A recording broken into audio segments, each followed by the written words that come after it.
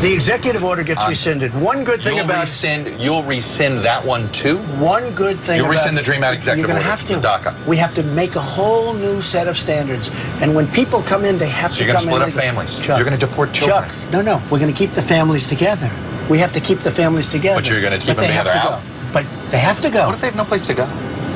We will work with them. They have to go. Donald Trump on NBC's Meet the Press Sunday saying President Obama's executive orders on immigration would be overturned under President Trump.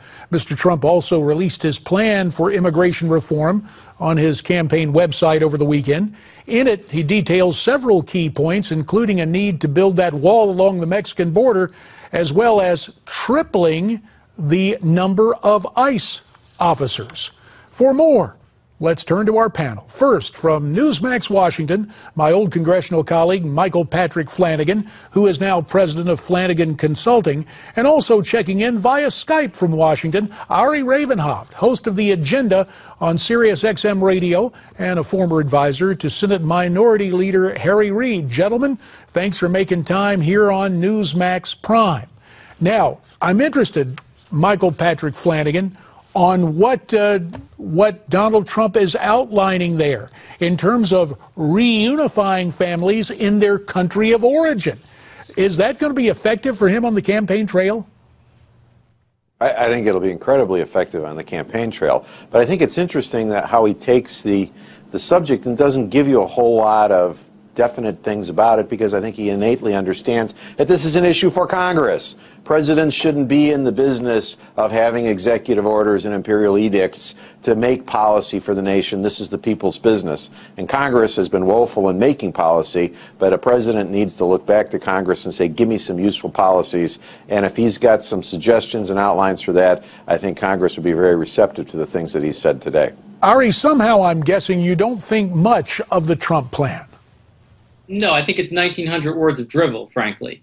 I mean, I think it is a plan that says humanity stops at our southern border, which I don't believe. It is a plan that, you know, if Republicans want to take this up as their mantle, I do kind of welcome it, because it will tank your party nationally for a generation, which if you guys would like to do, I'm more than happy to let you do it. Well, you know, Ari, it's interesting because you're depending on what I call the myth of the monolith, the notion that anyone with a Hispanic surname instantly wants open borders. Michael Flanagan, do you think that's the case? No, it's not, and I'll tell you what else, too. I have some Polish immigrants in my family, and once you're here, you have a very bad attitude about people coming in behind you, whether that's fair or right or not. And that is the experience of immigrants here, is that getting there, we're all the same. Once I'm there, the people coming behind shouldn't be coming up, but I got in, and that's okay.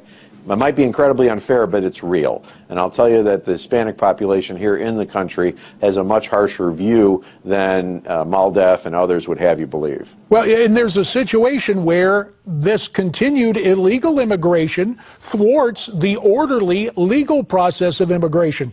Ari, you're saying it's not compassionate to follow the rule of law? I'm saying our rule of law makes no sense right now. First off, you know, our rule of law says that Congress will only pay for 400,000 deportations a year anyway. So you're basically, when you say the president shouldn't be making decisions, that tells the president to make that decision, you know, first off. Second of all, like, as, you know, I think the one person on this panel who is a first-generation American, whose father did emigrate to this country from Latin America and only has a green card, you know, I don't speak for immigrants in any way, but I do have to say there is a sense among the immigrant community. It's not just the policy, it's the rhetoric used in the Trump proposal that I think turns a lot of people off. Rhetoric or reality? Michael Patrick Flanagan, Trump is calling for the defunding of sanctuary cities such as Chicago. What's your take on that? I think what Ari might have just been saying is really kind of interesting, because Trump's not interested in whether you feel bad about what he says. he's out there saying what needs to be said and what a lot of people resonate with. Is I'm tired of walking on eggshells around these issues, having nuanced opinions, and you know, let's have a view that takes everybody's thing on this. He's willing to draw lines and say, I'm on this side, you're on that side. Let's find a way if we can get together. But if we can't, I'm on this side and you're on that side. And this sort of clarity, although a lot of people have trouble with that clarity, but that kind of clarity is refreshing, and I think it explains a lot of his support. Well, sadly, one thing is clear to me, and that is a four-letter word is getting in the way. It's spelled T-I-M-E. We're out of it. Ari Rabin-Havt and Michael Patrick Flanagan, our thanks to you both. Now, the cap that Donald Trump's been wearing on the campaign trail and at various campaign stops, blazing out his Make America Great Again slogan, has become a sensation, and you can get your very own Make America Great cap, a $25 value, free with this offer. Just pay shipping and handling. Go to newsmax.com/TrumpCap or call 1-800-485-4350.